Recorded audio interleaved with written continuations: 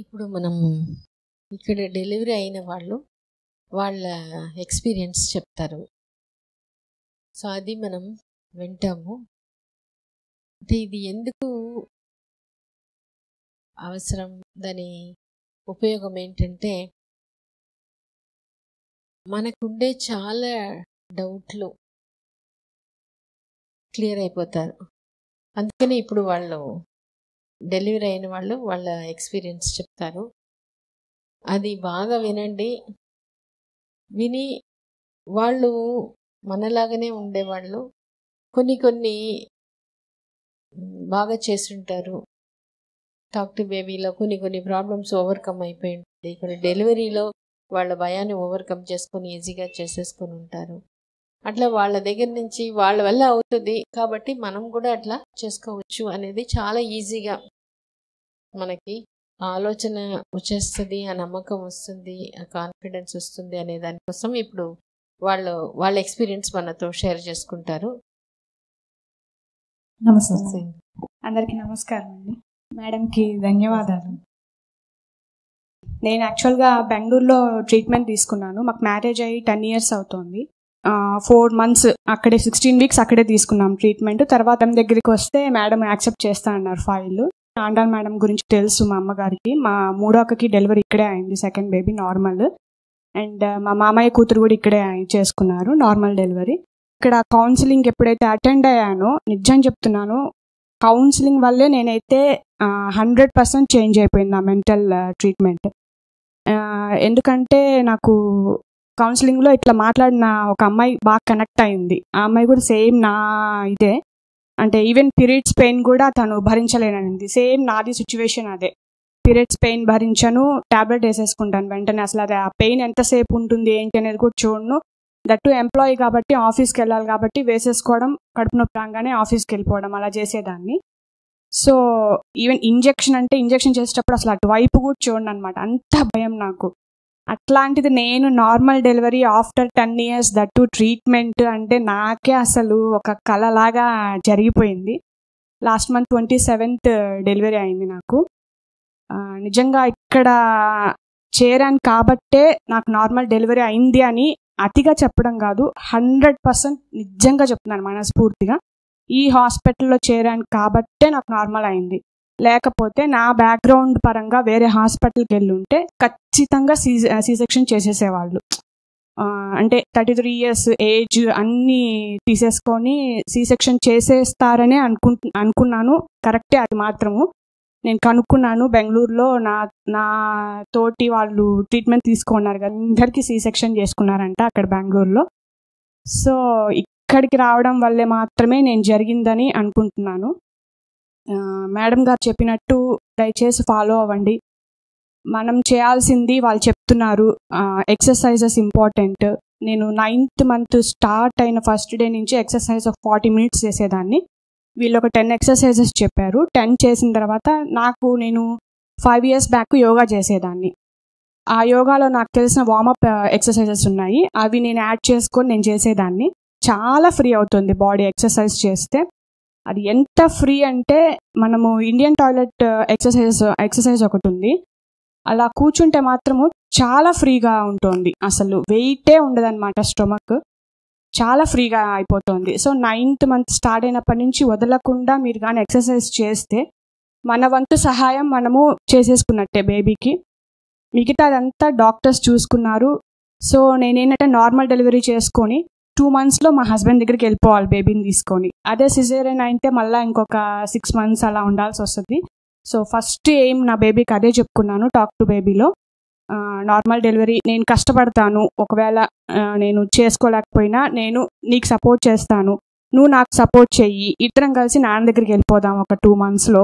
అలాగా ప్రతిరోజు చెప్పుకునేదాన్ని. నిజంగా నా బేబీ విన్నాడు ఆ మాటనే నేను అనుకుంటున్నాను. ఎందుకంటే అది కూడా చెప్పుకున్నాను, అమ్మ ఎక్కువ నొప్పి భరించలేదు, ఆల్రెడీ జాబ్ చేసి చాలా అలసిపోయింది అమ్మ. 9 years చేశాను జాబ్ నేను. అమ్మకి ఎక్కువ భరించలేదు కాబట్టి హాస్పిటల్లో చేరిన 1/2 an hourలో డెలివరీ అయిపోవాలి, మన ఇద్దరు డెలివరీ అయిపోవాలని ప్రతిరోజు చెప్పుకునేదాన్ని. అది చెప్పుకోవడం కూడా నేను 8th month నుంచే స్టార్ట్ చేశానంట. అయితే నేనేం ఫస్ట్ నుంచి కూడా ఏం స్టార్ట్ చేయలేదు. నాకు ఎందుకంటే మూమెంట్స్ నాకు 8th month నుంచి బాగా తెలిసింది. సో 8th మంత్ నుంచే బాగా చెప్పుకునేదాన్ని. మా వారైతే అవన్నీ కొంచెం సైన్స్ టెక్నాలజీ ఎక్కువ నమ్ముతారు.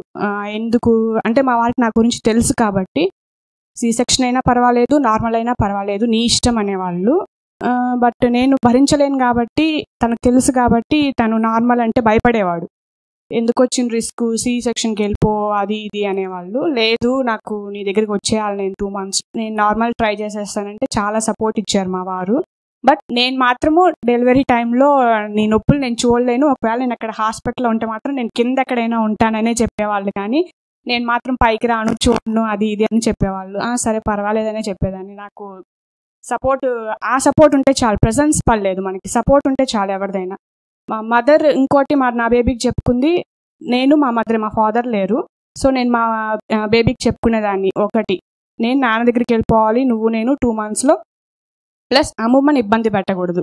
ఇప్పుడు నాకు సి సెక్షన్ అయితే మా అమ్మ నలిగిపోతుంది, చాలా కష్టపడాల్సి వస్తుంది. హాస్పిటల్, మా అమ్మ ఎంప్లాయీ, సో ఆమె హాస్పిటల్కి వెళ్ళి ఆఫీస్కి వెళ్ళి మళ్ళీ నా క్యారేజీలు తెచ్చి ఇవన్నీ చాలా కష్టం అవుతాయి.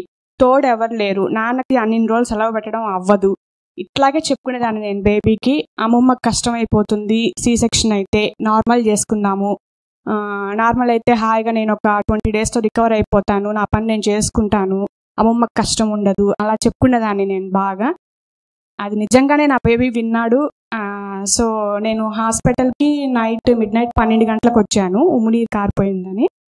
అప్పుడు సెలైన్ ఇచ్చి పండుకోబెట్టారు. మార్నింగ్ 5:30కి స్టార్ట్ అయినాయండి. ఎనిమా ఇచ్చి పెయిన్స్, హెవీ పెయిన్స్ స్టార్ట్ అయినాయి. 5:30 నుంచి 7:02కి నా బేబీ బయటకు వచ్చేసాడు. అది చాలా తక్కువ టైమే నాకు తెలిసి.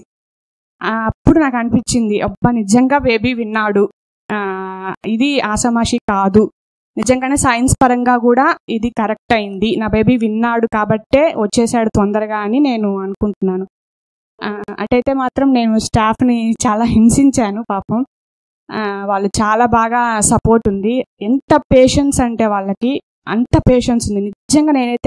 నేనే కాదు, మీరు కూడా తర్వాత కూడా మీరు ఇక్కడ నించొని ఇదే చెప్తారు. నిజంగా వాళ్ళని పొగడ్డానికి మనకి వర్డ్స్ ఉండవు. ఇంకా అది పొగిడినా అతిగా ఉంటుంది అని అనుకోవచ్చు అందరూ, కానీ పొగడాలి, చెప్పాలి, ఏదో చెప్పాలి, కానీ ఏం చెప్పాలో నాకు తెలియదు. నిజంగా అంత సపోర్ట్ ఉంది, నేను ఎక్కడా చూడలేదు. స్టాఫ్, నైట్ డ్యూటీ సిస్టర్స్, వాళ్ళిద్దరికి మాత్రం నేను నిజంగా పాదాభివందనాలు చేస్తున్నాను. హజీరా మేడంకి, ఆ నైట్ డ్యూటీ సిస్టర్స్కి. నేను ఎంత హింసించిన మేడం, హజీరా మేడం అదే చెప్పారు, నువ్వు ఎక్సర్సైజ్ చాలా బాగా చేసావు, రబ్బర్ లాగా అయిపోయింది, నీ వంతు అయిపోయింది. వాళ్ళు అదే చెప్తారు కదా, మన వంతు ట్రై చేసుకోమని చెప్తారు 25%. సో హజీరా మేడం అదే చెప్పారు, నీ వంతు అయిపోయింది శిల్ప, నువ్వు ఇంకా భయపడకు, ఇంక ఉండేది మా వంతే, మేము చూసుకుంటాము. అప్పుడు కూడా నాకు కొంచెం ధైర్యం తక్కువగానే ఉండింది. బట్ ఎప్పుడైతే థియేటర్కి తీసుకెళ్ళిపోయారో 6:30 ఆ టైంలో, 6:30 or 7 కొంచెం నాకు మైల్డ్గా ఉండింది. ఆ టైంకి తీసుకెళ్ళిన తర్వాత నాకు నమ్మకం వచ్చింది, ఎండ్కి వచ్చాము, ఇంకా డెలివరీ అవ్వబోతోంది. థియేటర్ చూసిన తర్వాత అర్థమైపోయింది. ఇంకప్పుడు నా సపోర్ట్, నేను అరుస్తున్నాను కానీ నా సపోర్ట్ అయితే ఇస్తున్నాను, ఏదో ఒకటి చేసేయండి, నేను నార్మల్గా చేసుకుంటాను అని ఫిక్స్ అయిపోయాను. సో మీరు ఫస్ట్ భయం ఉంటే ఎవరికైనా భయాన్ని పక్కన పెట్టేసేయండి, ఎక్సర్సైజెస్ బాగా చేయండి, టాక్ టు బేబీ చేసుకోండి. ఈ 2 చేస్తే మాత్రము నిజంగా మన పని అయిపోయినట్టే, చాలా సులువుగా అయిపోతుంది. అది కూడా మీరు జాయిన్ అయిన 1 hour 2 hours డెలివరీ చేసుకోగలరు. అది మాత్రం ఎక్సర్సైజ్ చేస్తే మాత్రమే అది పాసిబిలిటీ ఉంటుంది, లేకపోతే కొంచెం డిలే అవ్వచ్చేమో, అది నాకు తెలియదు. కానీ ఎక్సర్సైజెస్ వల్ల నిజంగా చెప్తున్నాను, మీరు జాయిన్ అయిన 1 hour 2 hours మీ బేబీ మీకు చేతికొచ్చేస్తుంది. అది మాత్రం నేను షూర్గా చెప్పగలను. థ్యాంక్స్ శిల్ప. తర్వాత మామూలుగా మేము చెప్తాము, నార్మల్ డెలివరీకి మనం ట్రై చేస్తాము, ఒక 5 to 10% బేబీకి ఏమైనా అవసరమైతే సి సెక్షన్ పోవాలని, అప్పుడు అట్లా చెప్తూ ఉంటాం మనం, అంతే కదా. అప్పుడు నువ్వు ఎట్లా తీసుకున్నావు? అవసరమైతే బేబీకి సి సెక్షన్ ఓకే అనుకున్నావు, అంతే కదా? అంతే మేడం, ఎందుకంటే మనం రిస్క్ చేయకూడదు కదా. సి సెక్షన్కి నేను ఫస్టే ఓకే చెప్పేశాను, బట్ నాకు నార్మల్ కావాలి కాబట్టి నేను ట్రై చేస్తాను, నా బేబీ కూడా ట్రై చేస్తుంది. So acceptance of C section వచ్చినప్పుడు దాని గురించి ఆలోచన ఉండదు, ఇంకా నార్మల్ డెలివరీకి మనం బాగా గట్టిగా మనం చూసుకుంటాం. సో నువ్వు టాక్ టు బేబీ చేసేటప్పుడు మనకి ఈజీగా అయిపోవాలి తొందరగా అని అడిగినప్పుడు బేబీ మూమెంట్ ఇచ్చేదా? బేబీ నేను మాట్లాడినంతసేపు చాలా కామ్గా ఉండేది. నేను మాట్లాడేసిన తర్వాత మూమెంట్స్ ఇచ్చేది ఫుల్. నాకు అడిగారు అప్పుడు మాట్లాడుతున్నప్పుడు, అంటే నా బేబీ కాన్సన్ట్రేషన్గా వింటున్నాడు కాబట్టే నేను మాట్లాడేటప్పుడు డిస్టర్బ్ చేయలేదని అనుకుంటున్నాను నేను. తర్వాత మాత్రం వెంటనే కదిలేవాడు బేబీ, చాలా బాగా మూమెంట్స్ ఇచ్చేవాడు. సో నేను మాత్రము అది ప్రతిరోజు దండం పెట్టుకున్నట్టే వేడుకున్నట్టే చెప్పుకునేదాన్ని బేబీకి మాత్రము. వెళ్ళిన హాఫ్ అన్ అవర్లో వచ్చేయాలి, ఇదే ఇంకా వేరే మాటే లేదు అసలు. వెళ్ళిన హాఫ్ అన్ అవర్కి వచ్చే అమ్మ భరించలేదు, నాన్న దగ్గరికి వెళ్ళిపోవాలి, అమ్మమ్మని హింసించకూడదు, ఈ మూడే చెప్పుకునేదాన్ని, ఇంకేమి చెప్పుకునేదాన్ని కాదు. అండ్ భాస్కర్ సార్ కౌన్సిలింగ్లో నేను విన్నాను క్వాలిటీ బేబీ గురించి. అది నిజంగా నన్ను చాలా ఇన్స్పైర్ చేసింది. మా వారికి కూడా చెప్పాను. మనం ఏదైనా జ్యువెలరీ, దానికి కారు అది ఇది కొనేటప్పుడు వెళ్ళినప్పుడు పర్టికులర్గా అదే కావాలి, ఇదే కావాలి, ఈ మోడల్ కావాలి అని మనం ఎంచుకుంటాం.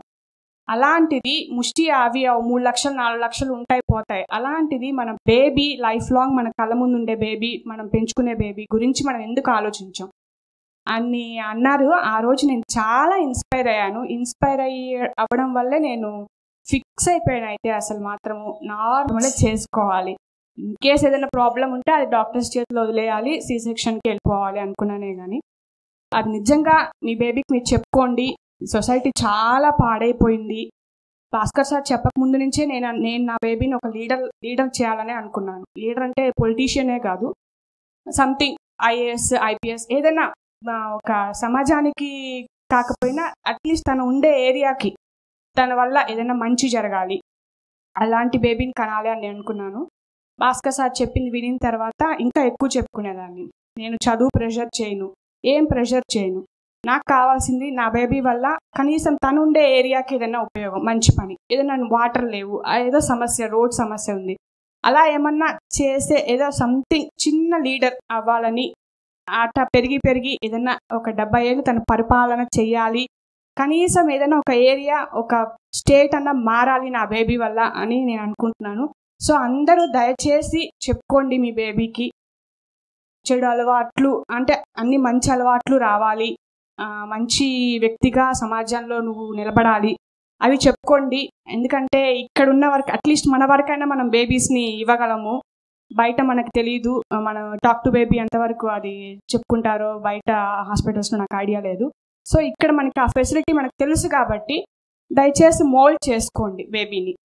విండా ఆ తర్వాత సంగతి.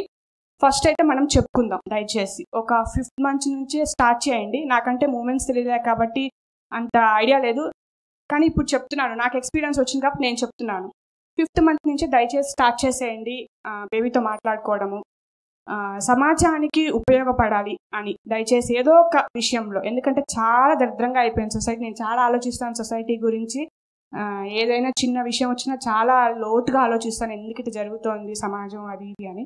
సో దయచేసి బేబీకి చెప్పుకోండి, మంచి వ్యక్తిగా బయటపడాలి, క్వాలిటీ బేబీయే కావాలి మాకు అన్నట్టు చెప్పుకోండి. అదొక్కటే రిక్వెస్ట్, నేను స్పెషల్ రిక్వెస్ట్ చేస్తున్నాను అందరికీ. చాలా థ్యాంక్స్ శిల్ప.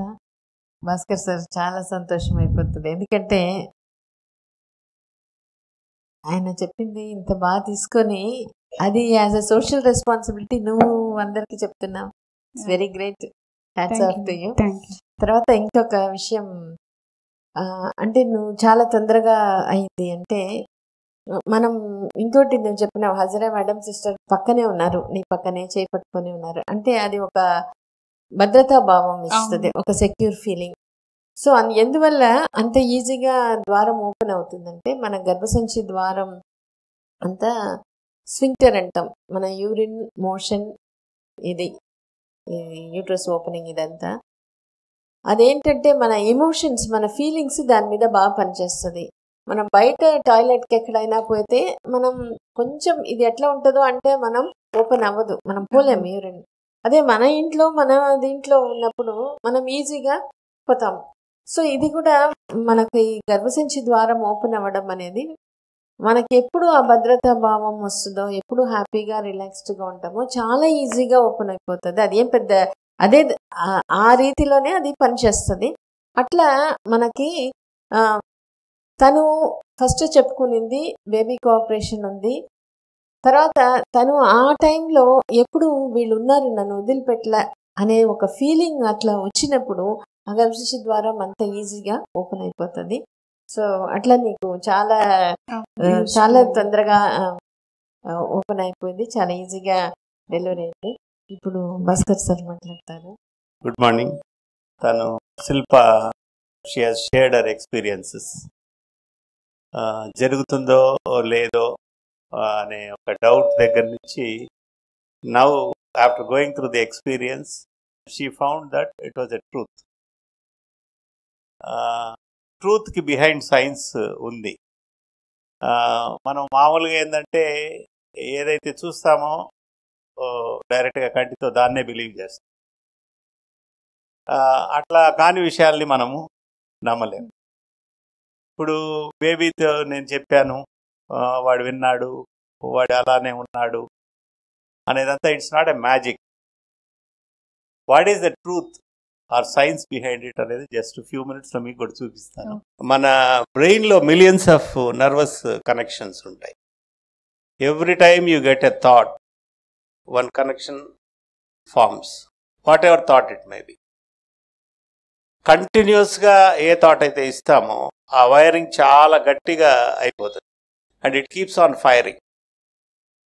సో ఇంతకుముందు శిల్ప చెప్పినప్పుడు what ever thoughts she was giving, ఆమె బ్రెయిన్లో ఖచ్చితంగా న్యూరల్ కనెక్టివిటీ కంటిన్యూస్గా అదే థాట్ ఇవ్వడం వల్ల జరిగింది. అదే నెగటివ్గా కూడా మనం రోజు భయపడుతున్నాం అనుకోండి, ఏమైపోతుందో ఎట్లా అయిపోతుందని. అట్లనే ఎందుకు అవుతుంది అని అంటే, ఇప్పుడు తోలుబొమ్మల ఆట ఉంటుంది, దాంట్లో బొమ్మలు ఆడతాయి కానీ ఆడిచ్చేది ఆ స్ట్రింగ్స్. అట్లా మన బాడీ ఉంది, body as such it cannot work. Programming is in the mind. So మైండ్లో ఏ ప్రోగ్రామింగ్ ఉంటే బాడీ అట్లా వర్క్ చేస్తుంది. It cannot work otherwise. So more and more connectivities మనం ఏ థాట్తో అయితే ఏర్పరచుకుంటామో అదే ఫైరింగ్ మన బాడీ మీద కంటిన్యూస్గా ఉంటుంది. సో దెన్ అదే జరుగుతుంది. There is no other option. ఇది ఎలా ఎంఆర్ఐ స్కాన్ నౌ ఫార్చునేట్లీ ఇంతకుముందంటే అర్జునుడు సుభద్రకు చెప్పేటప్పుడు అభిమన్యుడు విన్నాడు అంటే సరే ఏదో స్టోరీస్ చెప్తుంటారు అని అనుకుంటారు. ప్రహ్లాదుడు విన్నా అంటే సరేలే. But it has all been documented. ఎందుకంటే ఎంఆర్ఐ స్కాన్, సిటీ స్కాన్, తర్వాత baby can hear, can see, can taste, has sense of touch like us. And it has got emotions also. ఎట్లా చెప్పగలుగుతున్నారంటే we have mechanism to study ultrasound scanning or different types of scanning and another heart rate differences. ఇట్లా scientific studies చేసి they have proved beyond doubt that child has got all the senses. కాకపోతే different senses different టైమ్స్లో ప్రిడామినెంట్గా ఉంటాయి. Maybe hearing starts from 5th month. Taste, touch and hearing are predominant in the womb. Vision ఇవన్నీ కొద్దిగా స్లోగా వస్తాయి. అట్లే emotions కూడా it is a big subject. చైల్డ్కి ఎట్లా ఎమోషన్స్ ఉంటాయి ఏంటి అనేది కూడా lot of work is being done. కాబట్టి అసలు మదర్ బేబీని ఎట్లా ఇన్ఫ్లుయెన్స్ చేస్తుంది అని అంటే, ఇప్పుడు మదర్కి ఒక థాట్ వస్తే, మనకు సంతోషం వస్తే మన ఫేస్లో కనిపిస్తుంది. ఎట్లా కనిపిస్తుంది అంటే some chemicals are released in the brain, ఫేస్లో బ్లడ్ సప్లై చేంజ్ వస్తుంది. అప్పుడు మనం నవ్వు చూస్తాము, లేకపోతే ఫేషియల్ ఎక్స్ప్రెషన్ చూస్తాము. బాధ వచ్చినప్పుడు different chemical is released, adrenaline, noradrenaline ఇటువంటివి. సో ప్రెగ్నెంట్గా ఉన్నప్పుడు బేబీ కనెక్టెడ్ కదా, there is no other option. మదర్కి ఒక థాట్ వస్తే ఆ వచ్చే కెమికల్ మదర్ని ఎఫెక్ట్ చేసేదే కాదు, it will go to the baby also. పోయినప్పుడు బేబీని కూడా ఎఫెక్ట్ చేస్తుంది. మేబీ అందుకనే ప్రెగ్నెంట్ మదర్ని ఎందుకు హ్యాపీగా పెట్టాలి. So many cultural things in our society thousands of years back they have observed and they want to see that every pregnant mother is happy. ఏడవద్దు, ఏడవకూడదు. ఎట్లా అనేది ఈ నర్వస్ కనెక్టివిటీ ఎలా జరుగుతుందో అనేది చూస్తాం. ఇది స్లో మోషన్లో 2 నర్వ్స్ వచ్చి ఒక థాట్ వచ్చినప్పుడు సో ఇట్లా కనెక్టివిటీ, ఇంకో థాట్ వస్తే అగైన్ ఇంకో కనెక్టివిటీ, ఇంకో థాట్ వస్తే ఇంకో again the answer for what you are thinking. So దీంట్లో ఒక బ్రీఫ్గా 2-3 విషయాలు చూపించేస్తాను. సో మనం ఏమి ఆలోచిస్తామో అది అవుతాం. ఎట్లా అవుతాము అనంటే మనం ఏది ఆలోచిస్తామో అదే వైరింగ్ మనం చేసుకుంటూ ఉంటాం. ఆ వైరింగ్ ప్రకారం మనం బాడీ యాక్ట్ చేస్తుంది. So positive and negative attitude. Okay, ఇది something related to mind. Pregnancy గురించి మీరు ఇప్పుడు ఎక్సర్సైజెస్ ఎట్లా హెల్ప్ చేశాయి ఇవన్నీ ఫిజికల్గా చెప్పారు. మెంటలీ ఆల్సో ఈయన ప్రిజనర్ ఆఫ్ వార్ యుద్ధంలో వియత్నాం వార్లో అమెరికన్స్ చిక్కిపోతారు కొందరు వియత్నాంలో. ఒక 10 years ప్రిజన్లో ఉంటాడు ఆయన. He was a major. So ఆ 10 years ప్రిజన్లో ఉన్నప్పుడు ఎవ్రీడే హీ ప్లేస్ గాఫ్ రూమ్లోనే. ఎక్కడంటే మైండ్లో. గాఫ్ అనే గేమ్ మీరు కూడా చూసుంటారు టీవీల్లో కానీ. గాఫ్ కోర్సులు పెద్ద పెద్ద మైదానాలు లాగా ఉంటాయి. ఒక బాల్ని కొడతారు, ఆ హోల్లో పోయి పడాలి. He plays that for 10 years in his mind.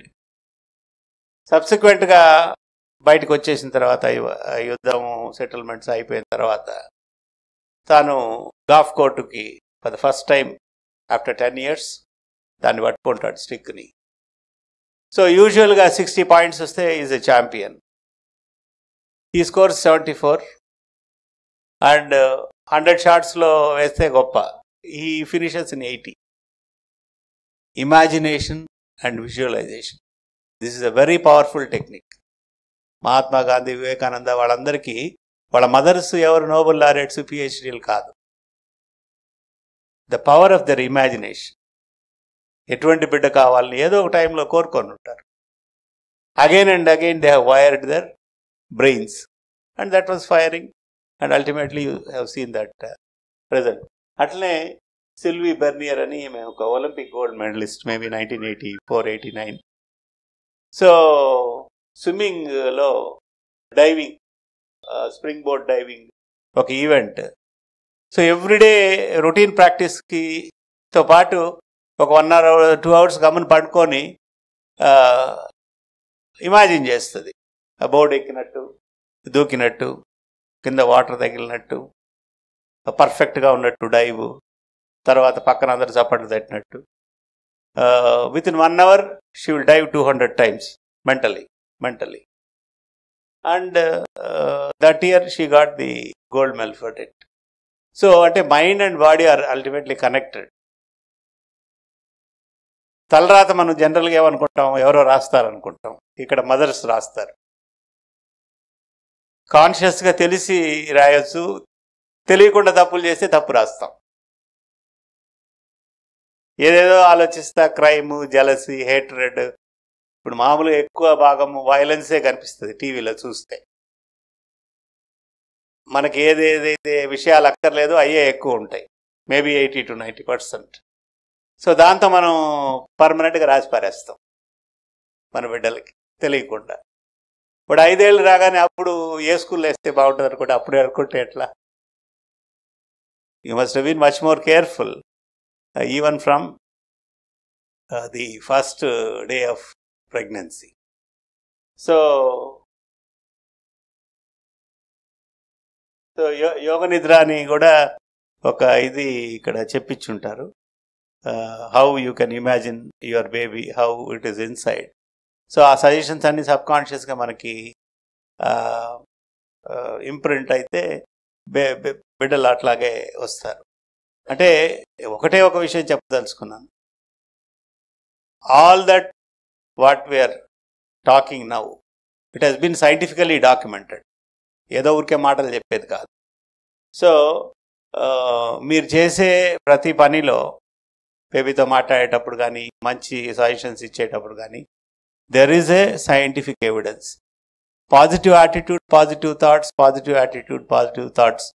ఇంతకుముందు మేడం ఒక మాట చెప్పారు, తాను శిల్ప మాట్లాడేటప్పుడు కూడా, థాట్ అనే దానికి ఎంత పవర్ఫుల్ ఉంటుందంటే, నువ్వు ఎన్ని రోజులైనా ఎక్సర్సైజ్ చేయి, నాకు అయిపోద్దేమో అనే భయం ఉంటే నార్మల్ కాదు. Because you already programmed your mind. వీటన్నిటిలోకి most important thing is how you program your mind. So ఇది ఈ 9 monthsలో మీరు ప్రాక్టీస్ చేయండి. మీరు చదవాల్సిన లిటరేచరు, మీరు చూడాల్సిన విజువల్స్, ఇవన్నీ మీలో పాజిటివిటీని పెంచి ఎటువంటి బేబీ కావాలి, ఎటువంటి quality of the child I should have అనేది, if every mother can plan and design, maybe ఇంకో 20 years తర్వాత will have a different society. ఇప్పట్లాగా ఉండకపోవచ్చు. ఇప్పుడు మదర్స్ అందరూ వాళ్ళ బేబీని వాళ్ళే డిజైన్ చేసుకుంటే, న్యాచురల్లీ నాకెవరైనా క్రిమినల్ ఉండాలని ఏ మదర్ కూడా అనుకోదు కదా, తర్వాత అవుతారు. సో కావాలనుకునేటప్పుడు హైయెస్ట్ క్వాలిటీయే కావాలనుకుంటాం కదా. ఏదైనా కారు కొనాలన్నా, లేకపోతే మనకి ఏది ఉన్నా కానీ ఆశలు, కోరికలు ఎక్కువ ఉంటాయి కదా. మన పిల్లలు కూడా అలాగే ఉండాలి మనం అనుకుంటాం. సో ఆ ఇంటెన్స్ డిజైర్తో you can create a different society. Thank you.